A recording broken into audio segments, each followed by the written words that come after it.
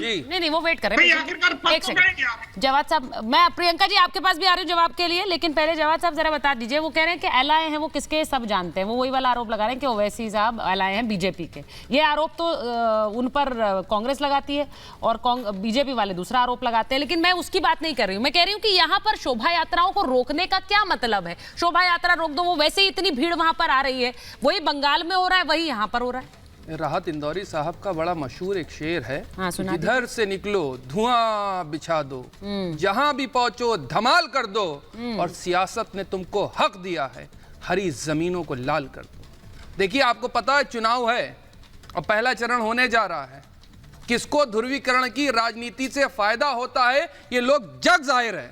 और अभी आप तो वरिष्ठ पत्रकार हैं, एक सम्मानित पत्रकार हैं, आप कह रही हैं कि ममता बनर्जी, और मैं तो बड़ा देख रहा था कि यहाँ पर भी ममता जी हैं और वहाँ पर भी ममता जी हैं, यहाँ की ममता जी वहाँ की ममता जी के ऊपर प्रहार कर रही हैं, वो भी नारी हैं ये भी नारी हैं, बड़ा अच्छा लग रहा था मुझे देख के। लेकिन हैरत की बात ये होती है ये पढ़ी लिखी हैं, इनसे पूछिए कि पुलिस लॉ एंड ऑर्डर अब किसकी जिम्मेदारी है, चुनाव आयोग की जिम्मेदारी है या नहीं है, क्या कर रहा है प्रशासन, कार्रवाई कौन करेगा?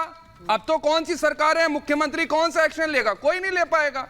अब तो चुनाव आयोग की जिम्मेदारी है, गृह मंत्रालय की जिम्मेदारी है, क्या कर रही है भाई?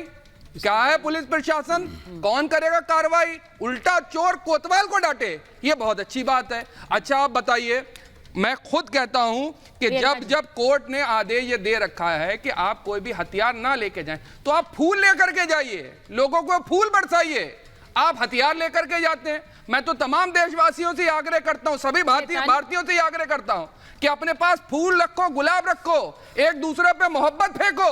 लेकिन आप चाहते हैं कि नहीं, नफरत फेंकने से लोगों की सियासत जो है वो चलेगी।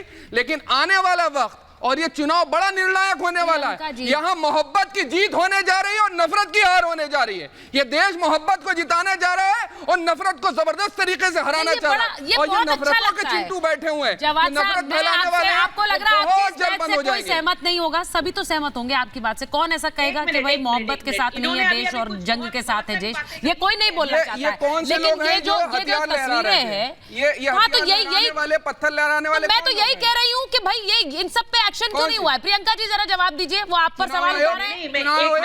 अभी इन्होंने अपनी बहुत सारी बातें भारतीयों के समक्ष रखी कि आप फूल रखिए, आप ये रखिए, ये सारी राय आप मुहर्रम पे क्यों नहीं देते?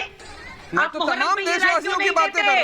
आप क्यों डिस्क्रिमिनेट कर रहे हैं? क्यों नफरत फैला रही है? क्यों नफरत फैला रही हैं आप? क्यों फैलाती है नफरत? क्यों भाषण देती है? अभी आपके सहयोगी टी राजा बैठे हुए थे, कैसी अपमानजनक और अभद्र भाषा में बात कर रहे थे। यही तरीका है भारतीय जनता पार्टी का, पीछे से रिमोट कंट्रोल वो नागपुर के कार्यालय के अंदर होता है, वो दबाया जाता है। नागपुर के जवाब देने दीजिए। बात आपकी सुन ली मैंने। हमारा जो है धर्म क्या कहता है, हमारे रूल्स क्या कहते हैं, संविधान क्या कहता है, आपका ज्ञान सुने। आप संविधान से चलाएंगे या आस्था के बुनियाद पे चलाना चाह रही देश को? संविधान कहता है संविधान क्या कहता है?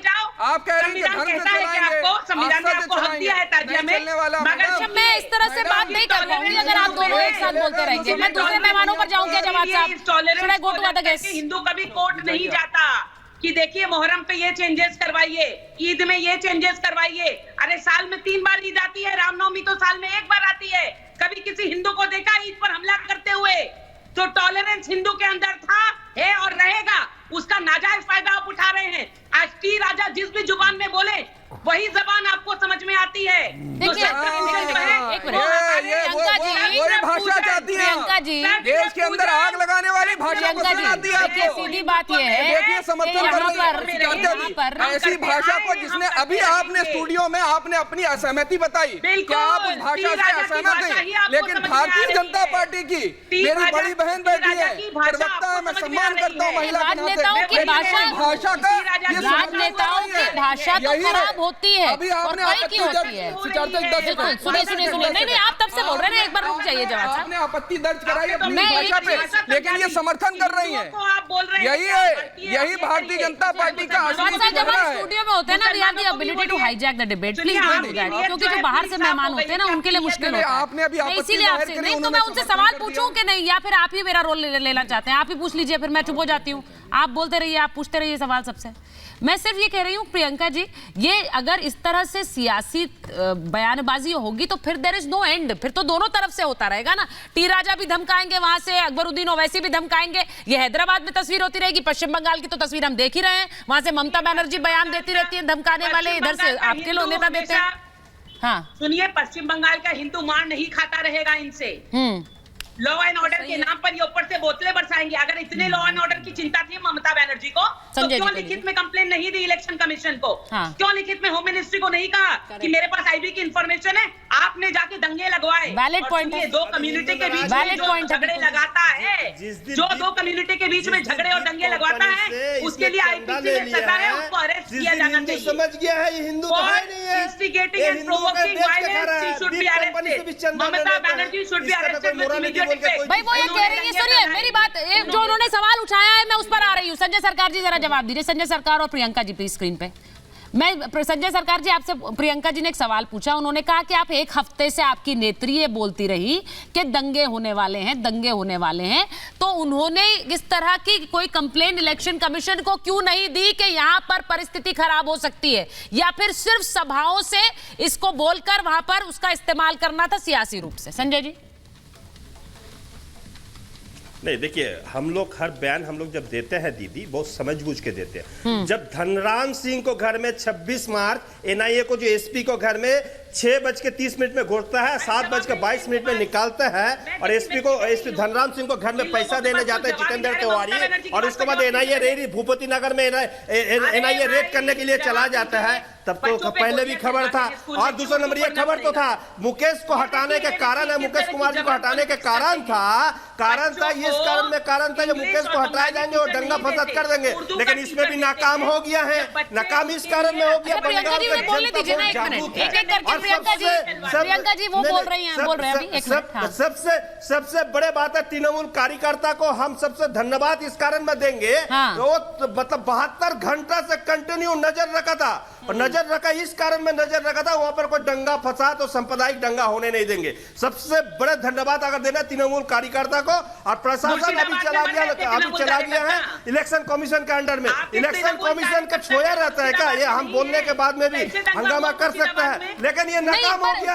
वैलिड सवाल है ना, मैंने ये कहीं नहीं देखा है। संजय जी, रामनवमी का अगर हिंसा में इसको अगर ऑक्सीजन मिलता है, अब आप इसको तस्वीर को जरा उल्टा कर दीजिए। संजय जी, मैं आपको एक एग्जांपल दे रही हूँ, जरा इसे सुनिए।